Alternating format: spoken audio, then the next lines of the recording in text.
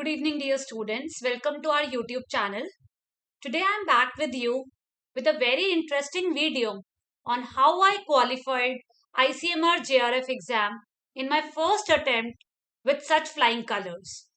ICMR JRF का exam almost July में होता है and it happens only once a year. Not unlike CSIR exam. CSIR आपका 2 बार होता है, ICMR आपका एक ही बार होता है. ICMR JRF का एग्जाम MSc 4th सेमेस्टर के स्टूडेंट्स या फिर MSc जो कर चुके हैं वो स्टूडेंट्स दे सकते हैं क्योंकि एक्टिवेशन पीरियड बहुत कम है. ICMR JRF के एग्जाम के अंदर पार्ट ए और पार्ट बी ये 2 पार्ट्स होते हैं. पार्ट सी भी होता है but part C social science के लिए होता है, बट अभी हम यहाँ पर we are restricted to life sciences.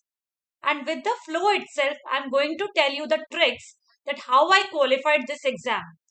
Part A के अंदर आपके 50 क्वेश्चंस होते हैं और पार्ट बी में आपके पास 100 क्वेश्चंस होते हैं, राइट? सो पार्ट ए में 50 के 50 questions you have to attempt. Part B में आपके पास चॉइस होती है और आपको 75 क्वेश्चंस अटेम्प्ट करने होते हैं, right? Part A is entitled as aptitude. Part A में जो पेपर होता है that part A consist your aptitude and part B consists of your life sciences questions. Now understand this very carefully. जो part A है वो aptitude है, but उसमें खाली logical reasoning और ऐसे questions नहीं आते हैं, but rather it consists of your STEM, that is science, technology, engineering, mathematics.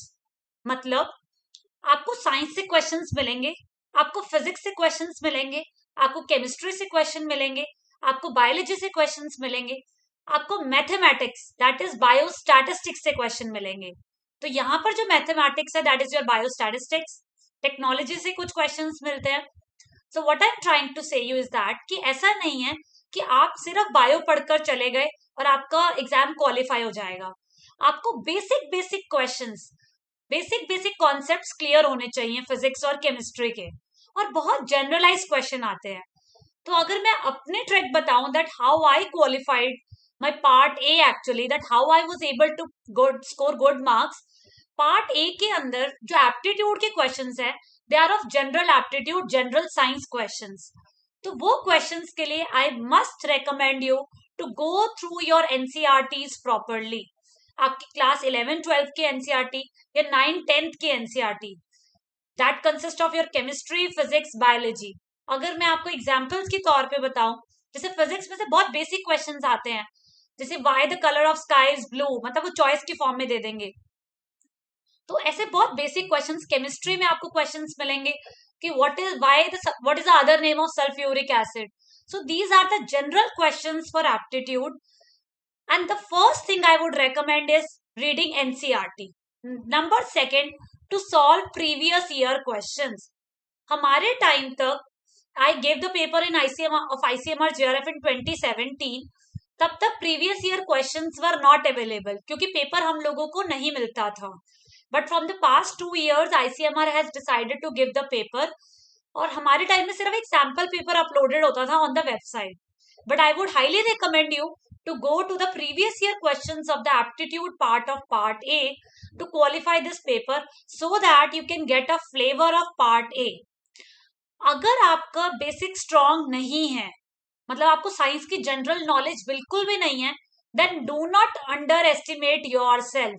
आपको अंडर एस्टिमेट करने की बिल्कुल जरूरत नहीं है, because societal pressure, peer pressure somewhere, parents pressure may let you go down, but you have to keep yourself motivated during the preparation. This is the ultimate trick for all the entrance exam you are going through in your face. अगर मैं part B की बात करूं जिसके अंदर 100 questions है और आपको 75 अटेम्प्ट करने हैं, उसमें पार्ट बी के अंदर आई वुड रेकमेंड यू, ये पेपर आईसीएमआर कंडक्ट कर रहा है, that is Indian council of medical research. तो इसका मतलब आपके एनिमल फिजियोलॉजी से क्वेश्चन, बॉटनी से काफी कम क्वेश्चंस देखने को मिलते हैं, हार्डली नन. इम्यूनोलॉजी से बहुत क्वेश्चंस आपको देखने को मिलेंगे, इम्यूनोलॉजी से, एनिमल फिजियोलॉजी से, टेक्निक से, जेनेटिक्स से, ह्यूमन डिजीजेस से, दिस, मैं आपको एक चीज बताऊं, आईसीएमआर के लिए आपके पास क्यों एक एज है, क्योंकि when I give my ICMR exam, तो आईसीएमआर का पेपर मैंने एमएससी के final semester, the 4th semester में ही दिया था। इन द जुलाई जून में हमारे मास्टर्स के एग्जाम हुए थे।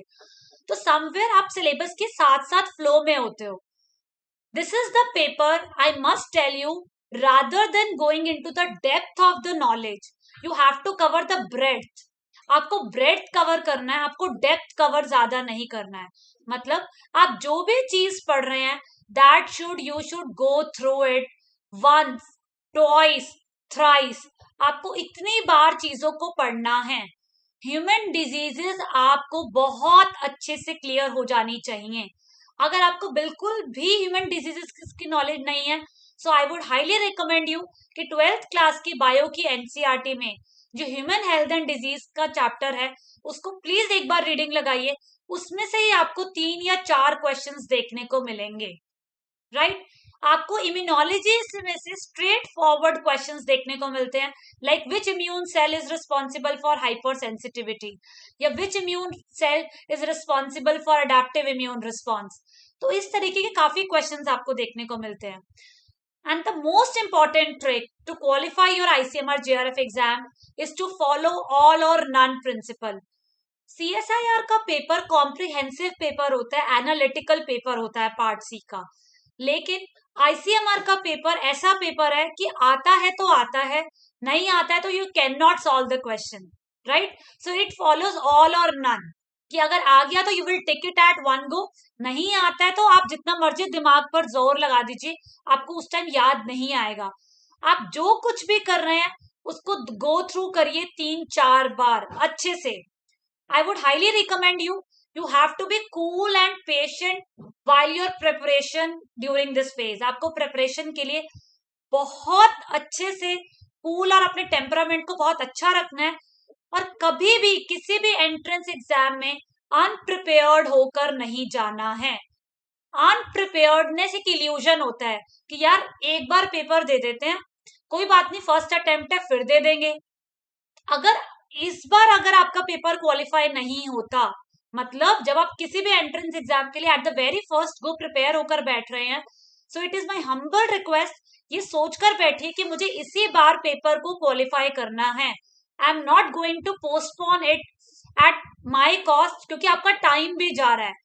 जितना ज्यादा आपके मास्टर से गैप बढ़ता चला जाएगा, उतना ज्यादा मुश्किल होगा टू गियर अप अगेन, क्योंकि हर 6 महीने में आईसीएमआर का पेपर नहीं हो रहा है।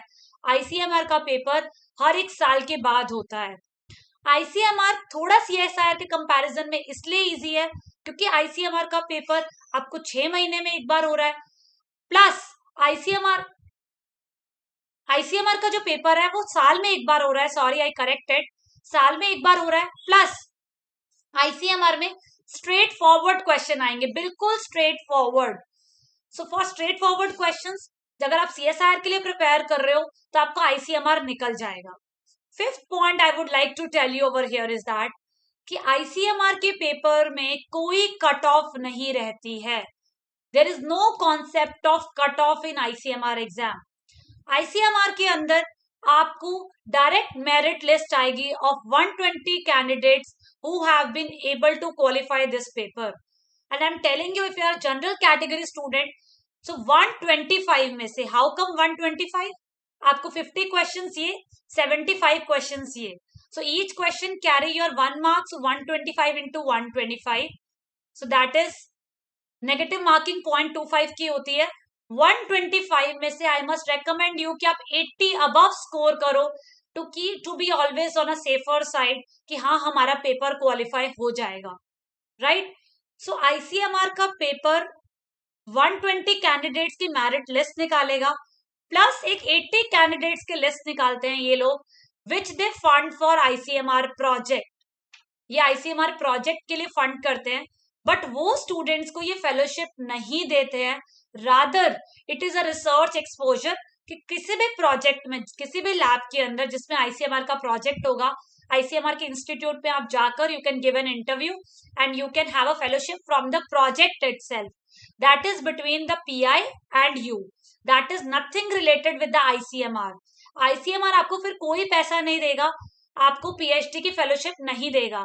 अगर आपको पीएचडी की फेलोशिप चाहिए तो आपको उस 120 कैंडिडेट की लिस्ट में आना पड़ेगा, राइट। सो अगर मैं एक नेट शैल में बताऊं कि आईसीएमआर का पेपर अगर आपको क्वालिफाई करना है तो एनसीईआरटी अपने कॉन्सेप्ट्स को स्ट्रांग रखिए। मेरे पास एक एज थी कि मैंने एनसीईआरटी बहुत अच्छे से पढ़ी हुई थी, so that help me to crack the paper at the very first attempt. I was also preparing for CSIR, so that also give me an edge over ICMR exam. ICMR का paper simple paper है, language बहुत simple है, depth knowledge ना पूछ के breadth knowledge पूछी जाती है। तो आपको पेपर की, आपको सिलेबस की 3-4 बार प्रैक्टिस करनी है। अपने इम्यूनोलॉजी, टेक्निक्स, ह्यूमन डिजीजेस के chapters, life cycles of microorganism, microbial diversity.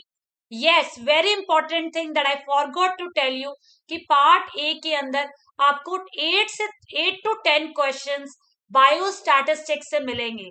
बच्चे बायोस्टैट से बहुत ज्यादा घबरा जाते हैं, पर बायोस्टैट्स के बहुत सिंपल क्वेश्चंस आपको पार्ट ए के अंदर मिलते हैं। लाइक आप कौन सी पॉइजन डिस्ट्रीब्यूशन है या नॉर्मल डिस्ट्रीब्यूशन है, आप कब यूज करोगे, प्रोबेबिलिटी पे क्वेश्चंस। तो बहुत सिंपल क्वेश्चंस आपको पार्ट ए में मिलते हैं। सो पार्ट बी की भी ट्रिक्स मैंने आपको बता दी। So this is all about your ICMR JRF exam. And if you want to prepare for this examination, we will be starting up the previous year question series for ICMR on this channel itself.